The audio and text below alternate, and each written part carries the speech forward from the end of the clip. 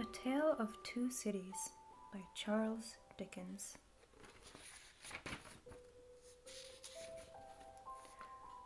Chapter 1. The Period. It was the best of times, it was the worst of times. It was the age of wisdom, it was the age of foolishness. It was the epoch of belief, it was the epoch of incredulity. It was the season of light, it was the season of darkness. It was the spring of hope, it was the winter of despair. We had everything before us, we had nothing before us. We were all going direct to heaven, we were all going direct the other way.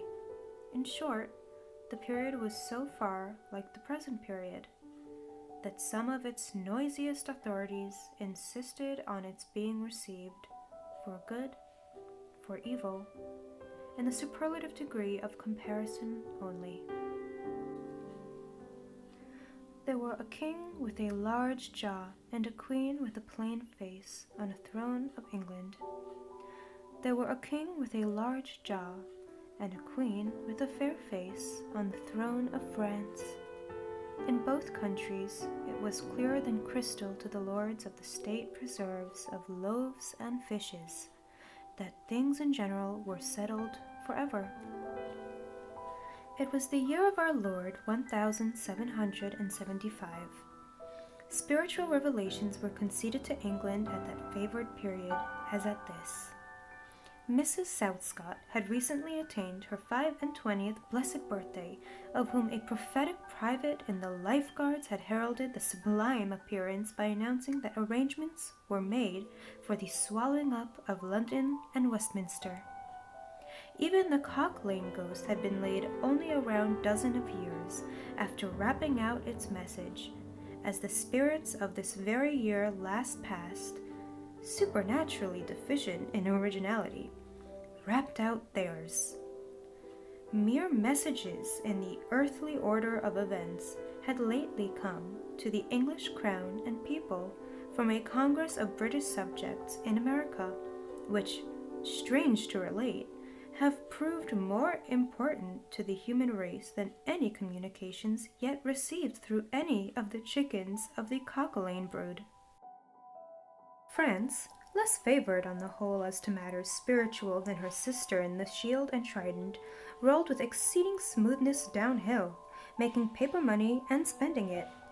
Under the guidance of her Christian pastors, she entertained herself, besides, with such humane achievements as sentencing a youth to have his hands cut off, his tongue torn out with pincers, and his body burned alive because he had not kneeled down in the rain to do honor to a dirty procession of monks, which passed within his view at a distance of some 50 or 60 yards. It is likely, though, that rooted in the woods of France and Norway, there were growing trees when that sufferer was put to death, already marked by woodmen, fate, to come down and be sawn into boards to make a certain movable framework with a sack and a knife in it, terrible in history. It is likely enough that in the rough outhouses of some tillers of the heavy lands adjacent to Paris, there were sheltered from the weather that very day rude carts, bespattered with rustic mire, snuffed about by pigs, and roosted in by poultry, which the farmer, Death, had already set apart to be his tumbrils of the Revolution.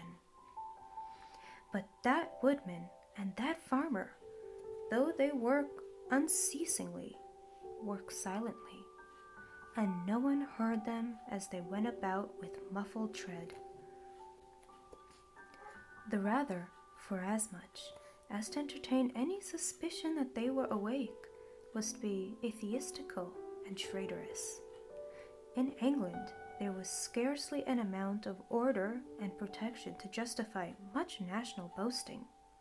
Daring burglaries by armed men and highway robberies took place in the capital itself every night.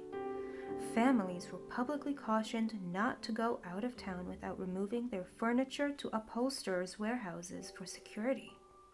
The highwayman in the dark was a city tradesman in the light, and, being recognized and challenged by his fellow tradesmen, whom he stopped in his character of the captain, gallantly shot him through the head and rode away. The mail was waylaid by 7 robbers, and the guard shot 3 dead, and then got shot dead himself by the other 4, in consequence of the failure of his ammunition, after which the mail was robbed in peace.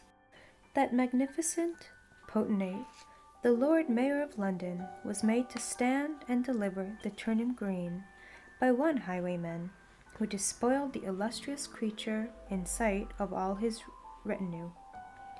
Prisoners in London gaols fought battles with their turnkeys, and the majesty of the law fired blunderbusses in among them, loaded with rounds of hot and ball.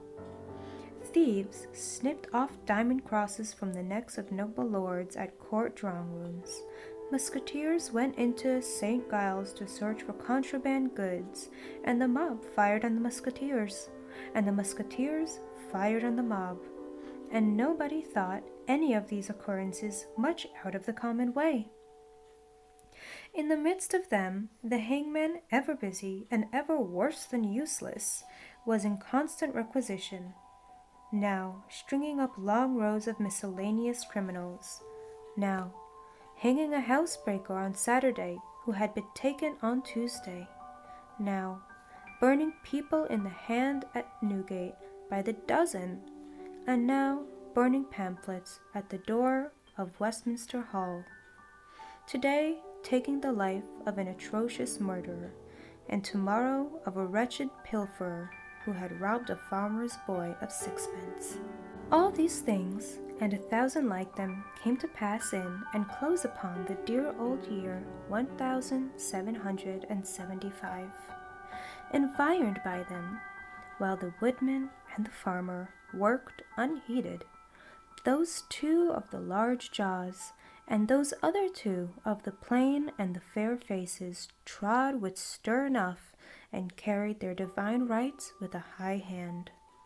Thus did the year 1775 conduct their greatnesses, and myriads of small creatures, the creatures of this chronicle among the rest, along the roads that lay before them.